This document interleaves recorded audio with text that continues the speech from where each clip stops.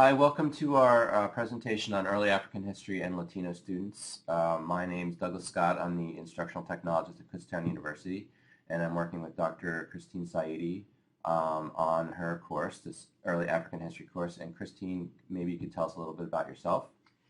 Um, a PhD from UCLA. I recently published a book, and I teach a class called History 161, which is Africa to 1800, and actually start with the origin of human beings in Africa and move all the way up to 1800 in this course.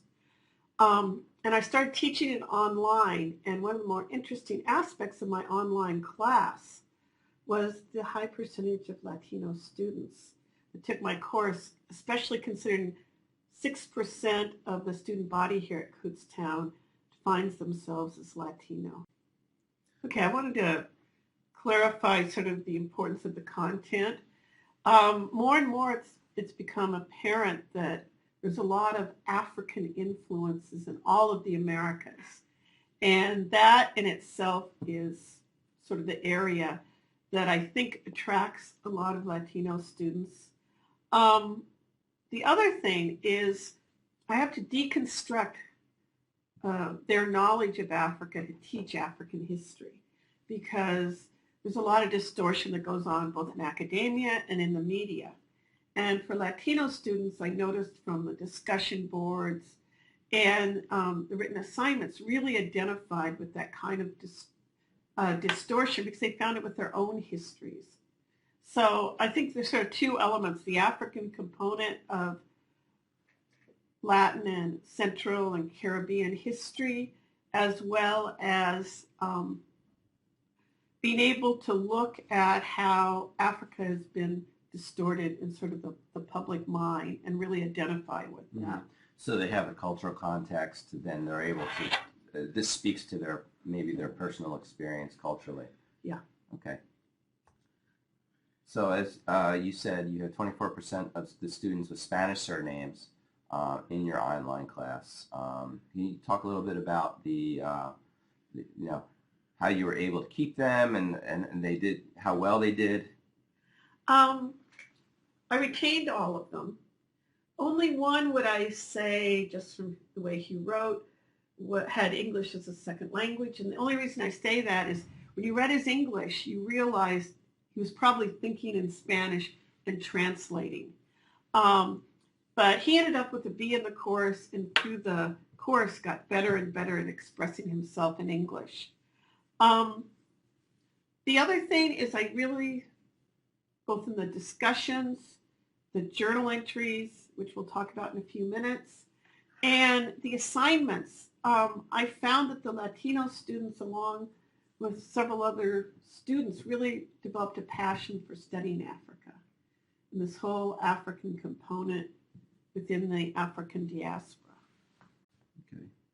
So we talked a little bit about the development of this course, and I was able to work with you to develop some well, let's back up a little. You have a strong interest in using visual materials to teach your course, and so I was able to work with you to make that happen and produce some unique graphics for this course. You used a lot of video, and talk a little bit about how that was important to the students in this course to be able to have access to these types of visual materials.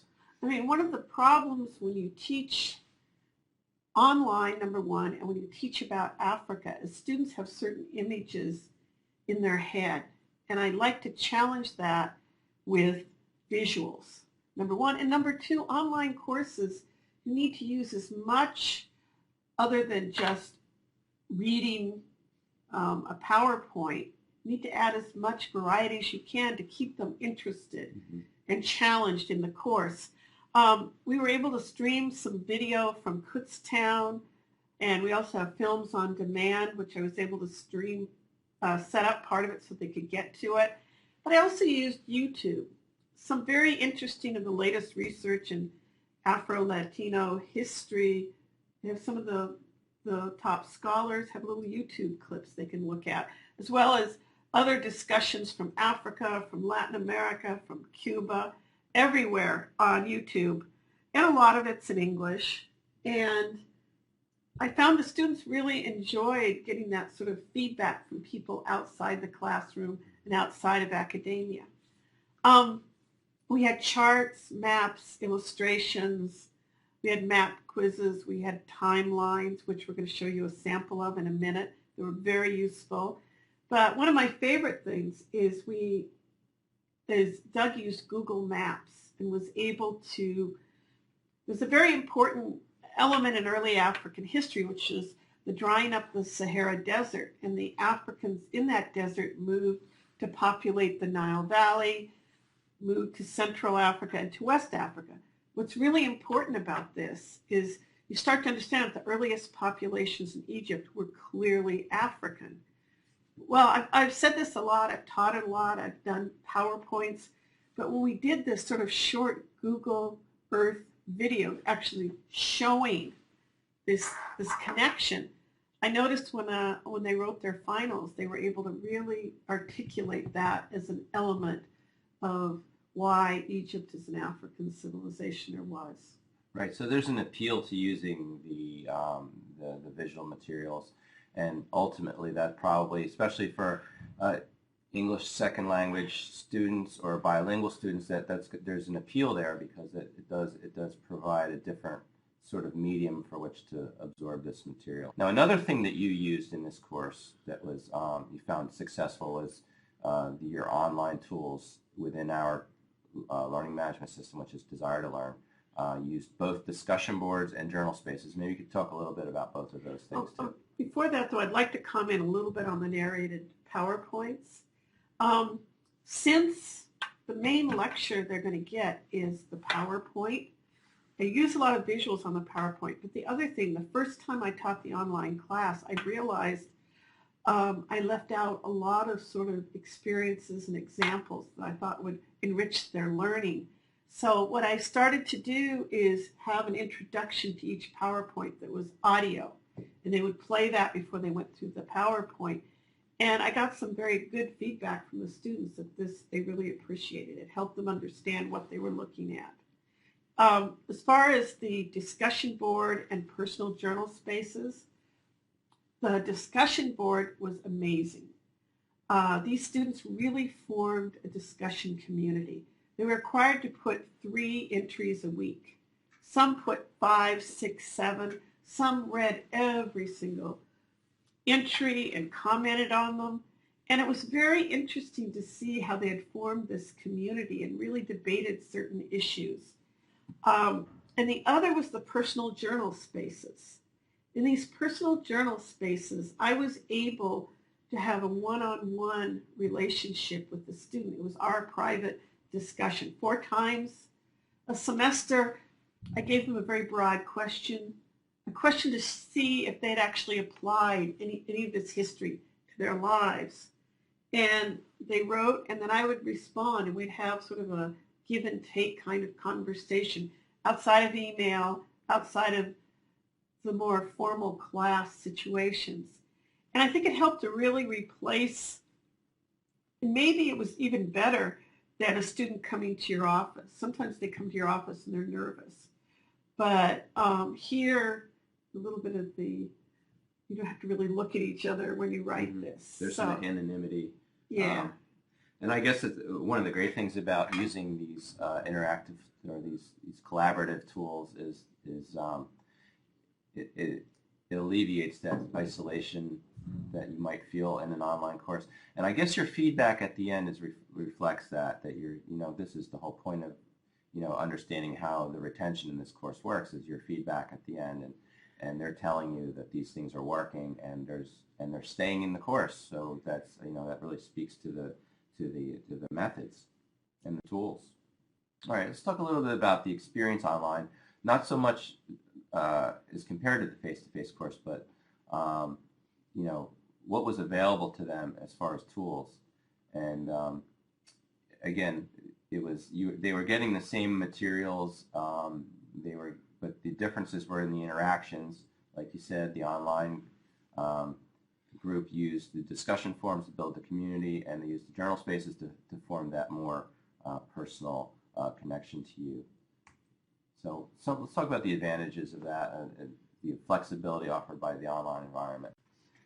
One thing my course is really geared for visual learning besides other forms of learning. Because again, I think when you teach African history, you have to put new images in people's head as opposed to war or starving people. And so I think it's much better for visual learners. And if my one student who was English as a second language did comment to me that it really helped all the visuals in terms of the PowerPoints. I think some of these students had jobs. In fact, they let me know, look, I have to work extra hours, et cetera, et cetera. I can have a little bit of time. I'm a little bit of a softie, so I gave it to them. I can't explain why I had such a high percentage of Latino students. I wish I could, but I can't. But some of my best grades came from those students. Some of the real passion for this course came from those students. So somehow this online class was giving them what they wanted and needed. I also, remediation, I guess is the term education people use. I gave them 2 attempts. They had a quiz every week on the readings before they read the PowerPoint. Why I did this is so when they read the PowerPoint lecture, they had some grasp of what I'm talking about. But I gave them 2 attempts. So in a sense, also it's online, so you treat it as an open book exam. And the first time they take it, it shows all the questions they got wrong. They then have to go back and look up the answers for each of the ones they got wrong. And then they take it again. And even though the grades tend to be rather high, I think there's a real learning process that happens. And if for some reason you're having trouble understanding the questions, you get a second chance. Okay. And the review for the assessments was important for your class because and again it goes back to it's giving the learners opportunities to go back and figure out what it is that they've missed along the way. So and also getting back to the visual materials, I think. Did you feel that it did decrease the dependence on sort of the language skills? It does give them an opportunity to think about it in a different way. Well, I've had several students say when they were taking an exam or writing an essay, what would pop into their head was the image on the PowerPoint to help them understand what was going on. I think it enriches your learning. Mm-hmm. And also I think we have to accept a lot of the younger students are visual learners. Mm-hmm. It's a whole different group of students, so we have to really speak to that. Right. Again, so it goes back to that appeal of the visual style. Though they did have to write their assignments in English, and so it wasn't that they weren't challenged to understand this. Mm-hmm. One nice thing about teaching history is I'm much more interested in your historical analysis than I am that you have all your grammar absolutely perfect. Of course, if it's bad grammar, I can't understand it. But I think also in a history course, I really did favor those who could actually analyze the history. And you touched on that a little bit about the visual learners, how they, visual learning is important because, when you can present those visual materials, those images, those video, whatever we're using at the time, charts, maps, and then you can combine that with either audio, which you use in your PowerPoints, or text, which you do regardless. You're creating a link, and then the link, I think that the research is proving is improving the recall of material, and then it's increasing your capacity to retain that information, also borne out in the research. So, and are you finding that that's true? I mean, when you started using visual materials to teach, and maybe you've done it all along, but as you've increased it, have you seen that difference?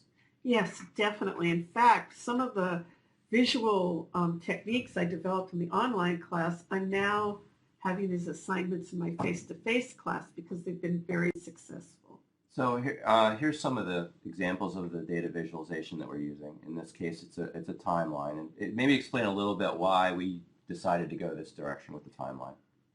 Well, I mean, from the origin of human beings to 1800 is a bit of a long time span. Yeah. So what we did is we broke it into a long timeline. But we didn't just make a timeline with dates on it. We put images and explanations.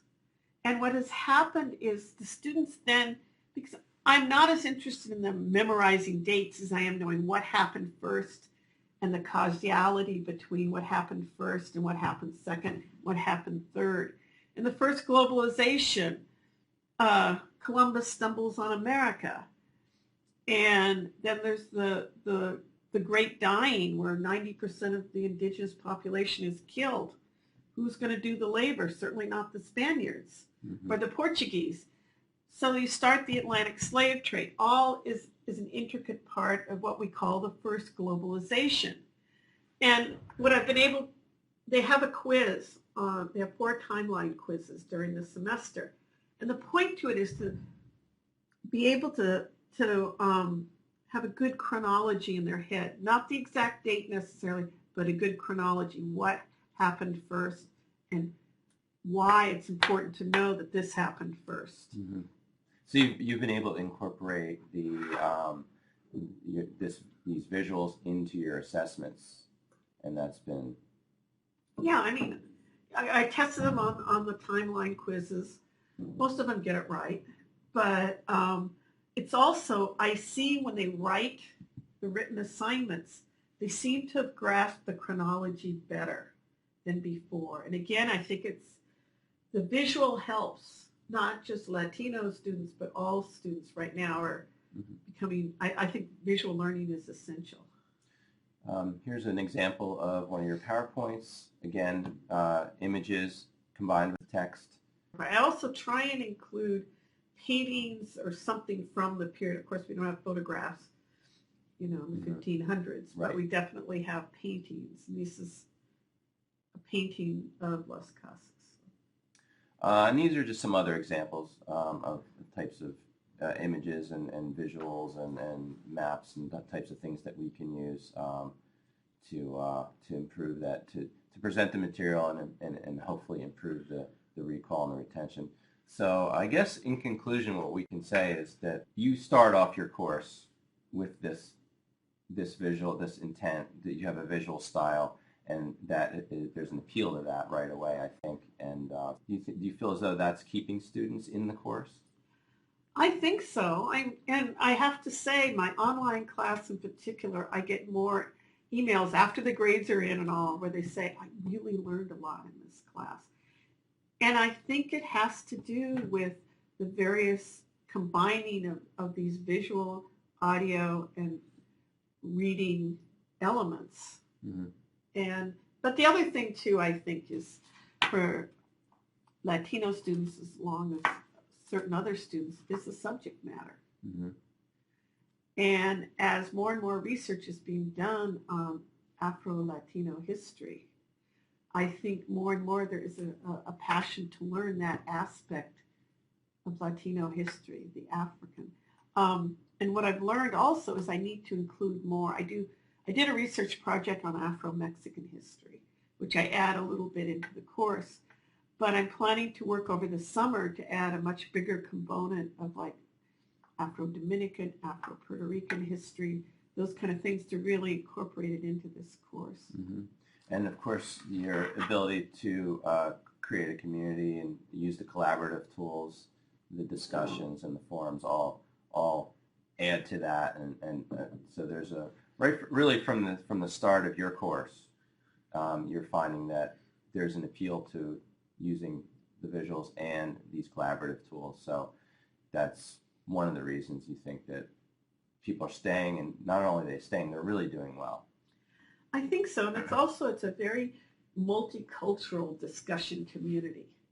You have white students, African American students, Latino students, all discussing these issues pretty openly. And I think that's, in a sense, a really healthy aspect of this, too. Mm-hmm. Just the subject matter attracts a much more multicultural group of students. Okay, well, I think that pretty much wraps it up. So thanks for viewing our session here. Thank you very much.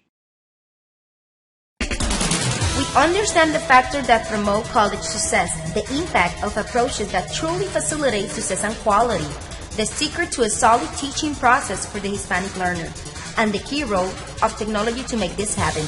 Hence, an opportunity to propose, find, and integrate innovative technology solutions to education.